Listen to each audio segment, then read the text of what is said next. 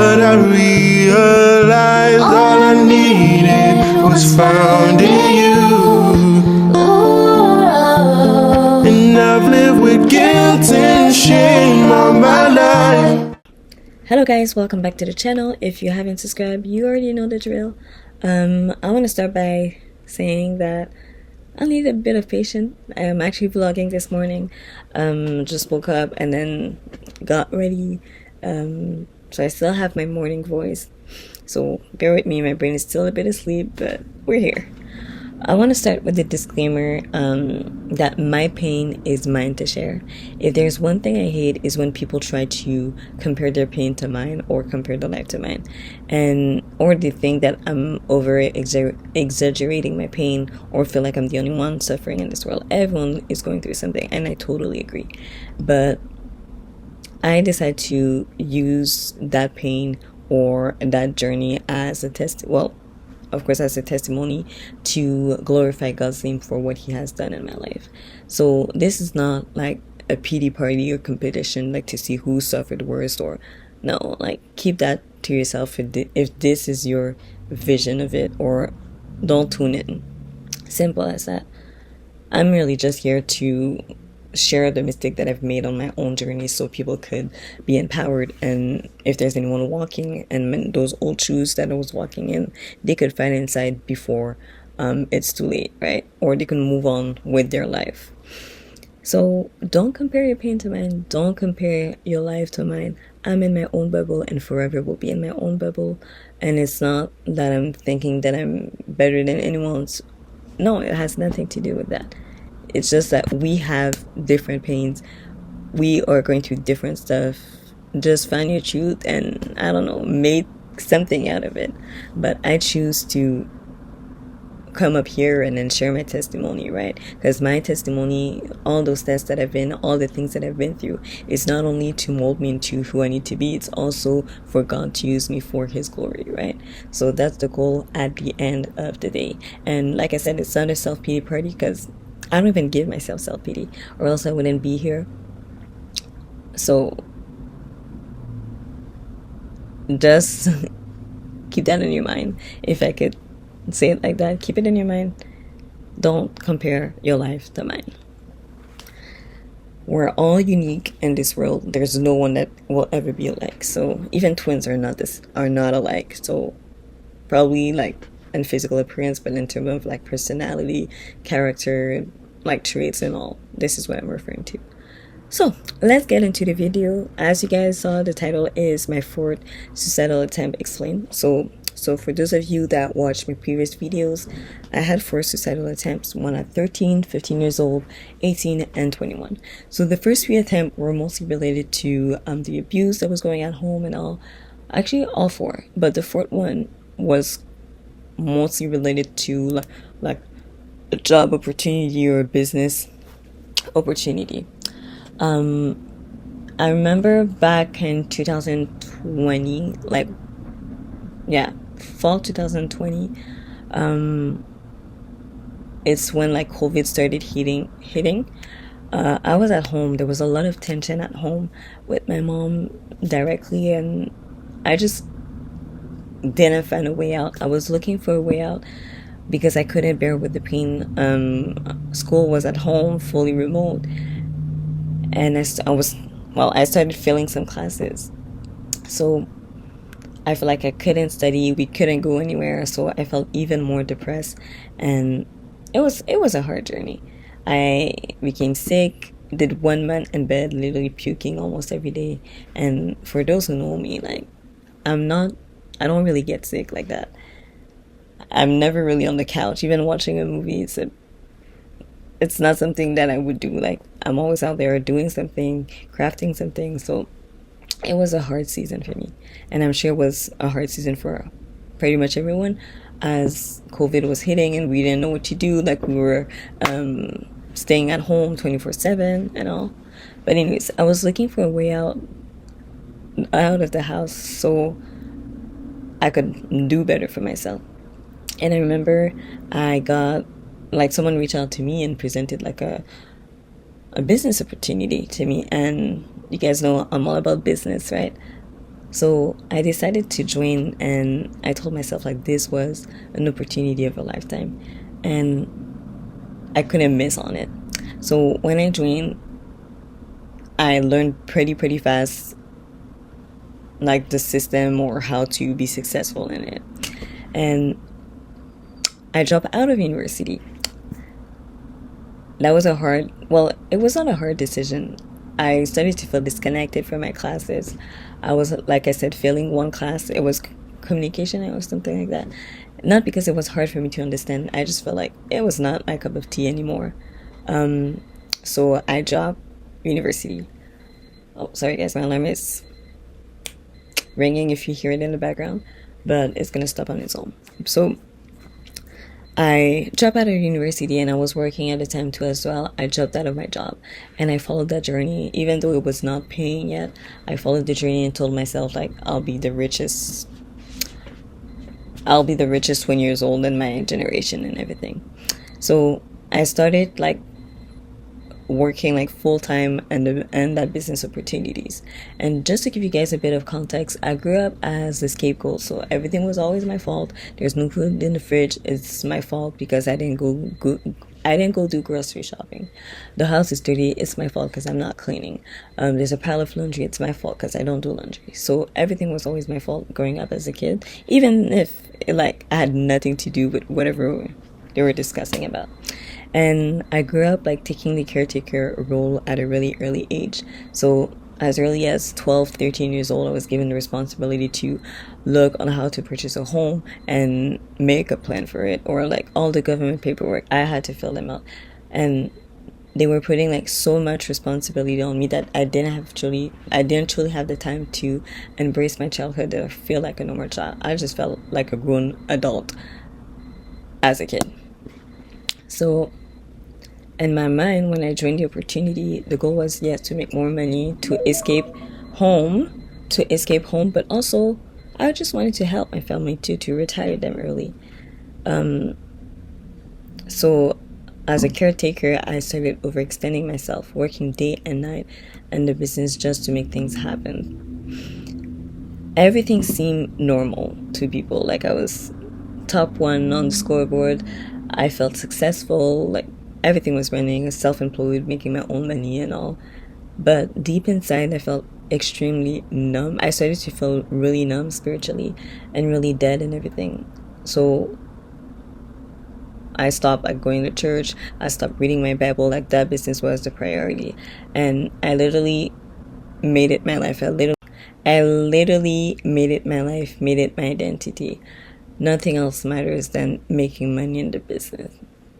So like I said, I was number one on the scoreboards and all, but at some point like in the journey, I recruited a girl. She was only 18 years old at the time, and the second she hopped on the Zoom, and I don't know, based on how the discussion went, I had a gut feeling that told me like this girl is here to replace me. And I'm like, no, snap out of it. I told myself like, you're here to make money, like this girl is not going to replace you. But as I was tracking her progress, what I actually said came to pass. And back in September 2021, I won a free trip to Banff by the company because of all the success, being number one and everything for consecutive months. And I was able to bring my parents with me. And even I won like a free trip, I had no feeling. It's like, okay, yay, I won a trip. So what? Because I feel like I was not aligned. Like, I felt that there was no purpose in that journey. Oh, someone needs to go eat. But yeah, I just felt dead inside. And even when I got to Banff, like people would like I met with some people and from Quebec, and they were like, "Oh my God, are you Valdine? We saw you on the scoreboard. Can we please take a picture together? Can you please give me insights, nuggets on how to lead a team and everything?" So what other took like 3 years to build, I built it in a year and a half with a mentor and everything. So I was 2 months away from having like the promotion, that almost 2 months away from having that vice president promotion. But again, all that was still not enough for me. I literally made that business opportunity my identity. So it's really like at that time that I started to disconnect. And again, like the girl eventually started showing up would result and everything. I'm like, God, like she's here to replace me. And that's eventually what happened. But God like was giving me a warning, like it's time to leave, it's time to leave, it's time to leave. But me, I just wanted to make a life for myself. I didn't want to see my family suffer. So I would never imagine myself leaving. But eventually I had to leave because I felt extremely uncomfortable spiritually. I was disconnected from God. Like I said, I was no longer going to church and everything. But I had a fear of what other people would say when I leave, because we're a whole hierarchy, right? And people would tell us, oh, like if you leave that business opportunity, you're dead. Nothing else would ever work in your life. And that's what my mom kept telling me since childhood. And she made sure that every single day I'm reminded of that I will never be anything in life, that nobody wants me, stuff like that.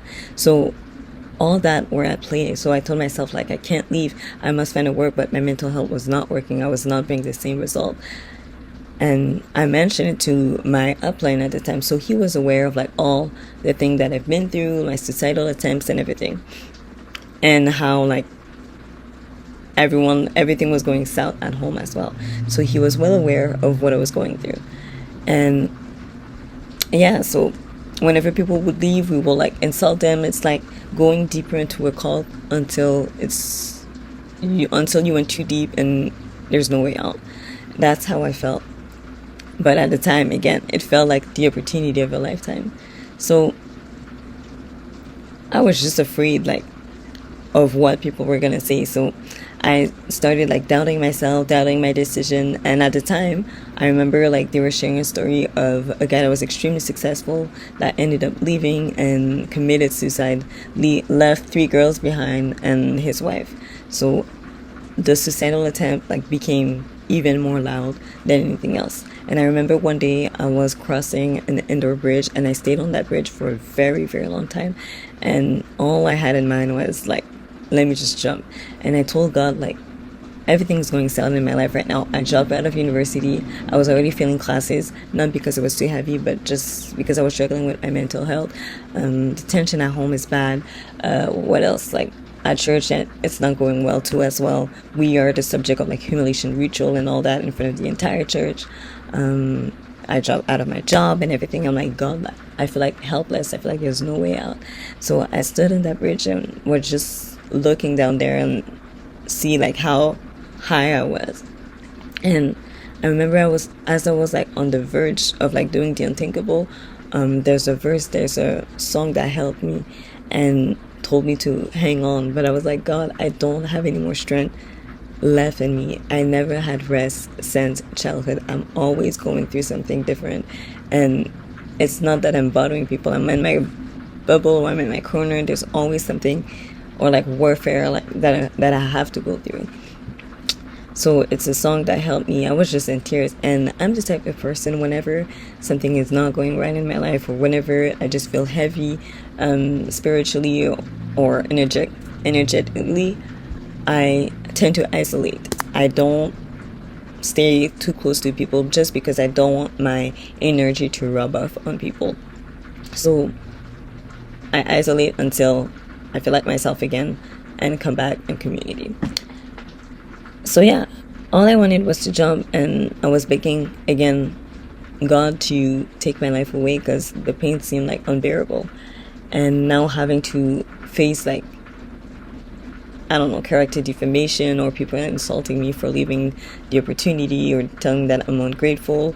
So there was a lot of like manipulation and all that, but I knew like I was not aligned with that opportunity deep down because I'm all about love and everything. So crushing people like would break my heart silently, even though I ended up indulging in it, doing the same thing. I told myself like, girl, well, this is like when I left, I told myself like, you need to go apologize to all those people that you hurt, consciously or subconsciously. So yeah, I was on that bridge. All I wanted was to die, because I told myself as soon as I say that I quit, like, people will mock me, especially if I tell them it's for the sake of God or in the name of God that I'm leaving. And through all my suicidal attempt, like literally when I was on the verge of taking action, there was always like that question that would pop up: what if God let you jump off that bridge and you broke a hand, you broke a leg, but you don't end up dying, because God is not done with your purpose, right? He still has something like greater in store for you. So what if he let you live, but now you're just dealing with the consequences of your action? So I went to the office. I just burst out in tears, and I told the team not to come upstairs because like I was busy in a meeting and everything, just so I could have time for myself. And I didn't know what to say. Like, I remember my mom at the time, she called me because she needed something from me, and we already had like a really bad relationship. So as soon as I saw her call, I'm like, why are you calling me? I don't need your drama right now, please leave me alone. But as I picked up the phone, she automatically felt like something was off.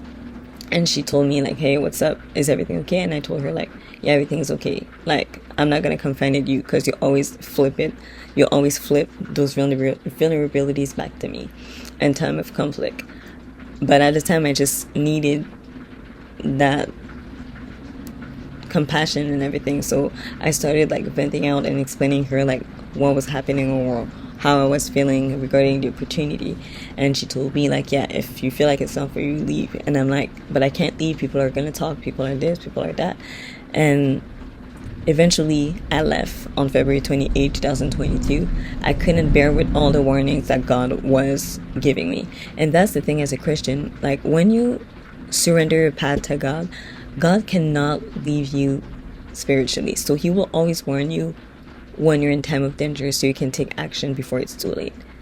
And even if like with our stupidity and we don't take action at the time, he's still going to protect us if we call upon his name.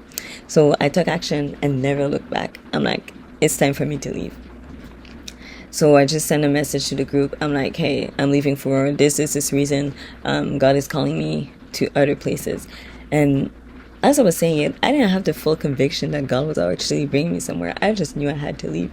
But just that pain of like leaving all this work behind, 1.5 years of hard work and leaving it behind. And that's the thing. Again, as a Christian, God will ask you to make some sacrifice at some point, to live a job, to live a relationship for a greater purpose. But he will not tell you where you're going to go. And that takes faith, right? So I left, and the suicidal ideas become even stronger than before because people were mocking me, laughing about me leaving because of God, and they were using me as an example of what not to follow, calling me dud, calling me names, and talking about me like in big meetings and in front of everyone, telling like this is what you shouldn't follow. She's a dud, like nothing's gonna work in her life and everything. So I remember the story of that guy that committed suicide when he left, and he was successful and all when he was in the business. So I just went in a really, really, really, really dark place, and I spent 2 weeks literally crying straight. I was regretting my decision, and I told God like, I don't feel like I took the right decision. I kind of want to go back. But now if I decide to go back, I'll have to start from scratch. I'm not going to get my position back. I was literally 2 months away from my promotion. I told God, like, you made me leave, and now you're not giving me any direction. It was complete silence for 2 weeks. And I just thought I was crazy. I told myself, like, I made the biggest mistake to leave. So at the time, I was in a relationship, and we decided to fast for 2 weeks. And it's only at the last day in that 2 weeks that God finally break that silence. So I was looking for another project to do, something like to keep me busy or restore my faith. And I started like doing Bible studies. Every Sunday night I had this idea to gather like other Christian around and do Bible studies so we can learn about the Word of God and talk about like different topics that we're too afraid to talk about in the church. So I started that in March 2022, I think. Yeah, March 2022. And I was also looking for like another business opportunity, something else to do to be able to provide for myself. Because remember, I dropped out of my job and I was applying for a job, but no response. So for 3 to 4 months, I was there with no income, no savings as well. So I did like many sleepless nights where I was like looking online on what product to rent, what product to sell. I came up with that chair and table idea. God gave me that idea, and I'm like, yeah, let me start buying some chairs and tables and rent them out. And this is how, if you guys know about my business, this is how Valley Roll started. It was not that name at the time. I didn't have the name in March 2022, but this is how it started. I started that business, and I'm like, yeah, let's make that money. And I told my boyfriend at the time, hey, I have a business idea. Let's do it. And he was like, yeah, okay, let's try it. And we tested. Like, there was a lot of demand for the chair and the table for the parties, events, and all. So I knew, like, it was my new baby to protect and everything. So that business really helped me support me and my for my income during those 3 to 4 months until I finally found a job and yeah, applied there. So all that to say, like, whenever you're on the journey, like, again, God will ask you to make sacrifice, and this is not to destroy you. I just felt like God was destroying me at that point of time. I felt like he was leading me astray from the path that I wanted for myself. Because again, the goal was to make money. The goal was to see a different reality for myself. But sometimes what looks great could actually be the one thing destroying you. Not because it looks great to everyone's eyes that is the path for you to follow. Because everyone was like, yeah, this is a great opportunity. Like, this is a lifetime opportunity. But I was making that business my identity. And I told myself, like, without that business, who am I? Without that business, like, who am I? Like who am I? And I even like talked to some people that made it to the top while I was in that business, and I asked them a few questions. And one thing that I realized in all of them is not to judge or whatever, but one thing I realized was it's like their soul left their body. Like, they were talking about business, yes, but when it was to have a personal conversation with someone, I didn't feel like I was talking to someone. I felt like the person was just like absent. And I told myself, like, I don't want my softness or that character that God gave me to go away for some money. Like, I'm good. So that's when I finally realized that what seemed like the lifetime opportunity became the greatest help for me, because I was not walking in purpose. I was following my heart. I was following what seemed good to my eyes. But again, not every candy that looks good to the eye is actually good for your soul. So God will ask you to make a bold decision in your lifetime. And as much as, yes, it's scary, it's best for you to take it, because he wants to save you. He wants to show you the path that he has for you. And that path may be completely different from what other people are going through. But you must follow it, because we all have our own different journey in this lifetime. We're all unique in the eyes of God and in society. So it's only when you share your truth, when you share your gift, that you're going to have that impact into the world. Not to compare your gift to someone else, not to compare your gift to your mom or whatever. Like, when you walk in your own truth. And I believed them. I believed the lie of the enemy, but the devil is a liar. I believed it when I left, like, that opportunity, that my life was done, that I had nothing for myself. Like, it's a wrap. I dropped out of university. I dropped out of my job. I don't have any savings left because I was self-employed, so it was kind of hard to save because my revenue was not like stable. It would fluctuate, and for many other reasons that I will explain in another video. But I was just at the darkest hour of my life. But God made a way out for me, and here I am. Like, I survived it. Even though it was not easy, it was mostly night of tears and everything, but I'm still there, I'm still standing. This is just to show you that it's not what people say over your life that's going to happen. At the end of the day, God has the final word. God has the final word on your life. So despite of what people are telling you, despite how they see you, despite how what they think of you for leaving something that meant like everything for everyone else, don't take it upon yourself. Don't take it personal and everything. You have your own journey to follow, and it's time for you to walk in that courage. It's time for you to walk in that boldness and follow what God has instilled in your heart. Why? Because when you walk in purpose, you will feel fulfilled. Like, look, I was making money, but I was not fulfilled. Yes, I love business. I love like entrepreneur mindset, everything about business, but I was not fulfilled. And even though I was not fulfilled, I am still grateful for that opportunity because it molded me onto how to lead my own business, my own team, how to manage my own business. So there's still a lot of takeaways that I was able to carry throughout my life or through and my other business ventures and everything. So everything that seems like bad, like God can turn it into a good thing if you let him deal with your ashes, if you let him take control of your life. And look at that, like 1 month after leaving, God like gave me that idea, like do Bible studies, reunite some youth that want to learn more about God, start that business. And I still have that business today, and that business provided for me in so many ways that I couldn't explain. God bring me clients. I didn't have to run after clients. God brought them to me. Why? Because I was finally walking and the path that he wanted me to follow. So whenever you feel that nudge of God, of the Holy Spirit, like follow it. You may not understand now, but you will understand surely at an appointed time when God opened your eyes. I thought when I left, like, again, there was no more life for me, but God made a way out. God comforted me when I was going like through a smear campaign on how dumb I was for leaving, or how stupid I was, or how they were using me as an example of what not to follow, and from the entire hierarchy. So I'm still alive, I'm still breathing, I'm doing fine. God will always make a way out of your troubles. You just gotta lean on him and call upon his name. God is not a dictator. He will not come into your life and fix it for you if you don't ask him to fix it. If you don't recognize that you need healing, if you don't recognize that you need fixing.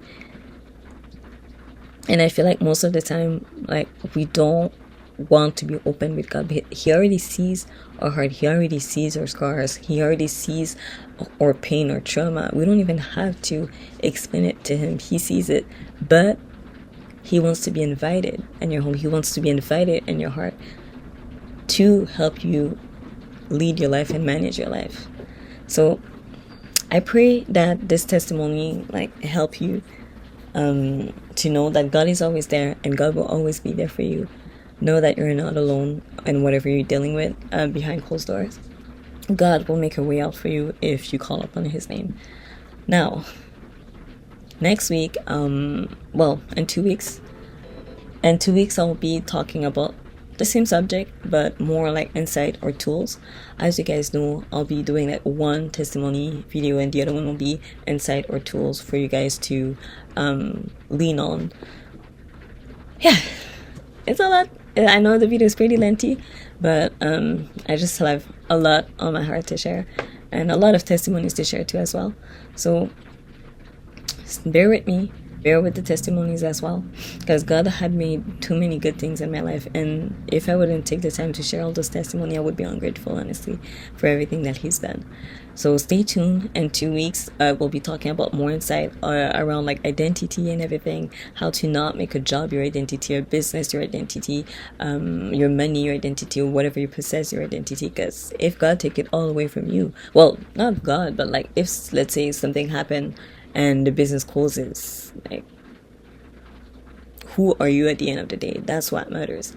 So there's beauty and pain. There's always something to learn. There's always like wisdom. That pain can always be turned into wisdom. So that's what I'm here for. Whew. Let me wrap it up for now. So I hope you guys have a blessed week as well, and that you're empowered through that testimony to trust God when it feels dark, when it feels uncertain. He knows what he wants to do in your life. Just accept to be molded by his presence in your life. Take care.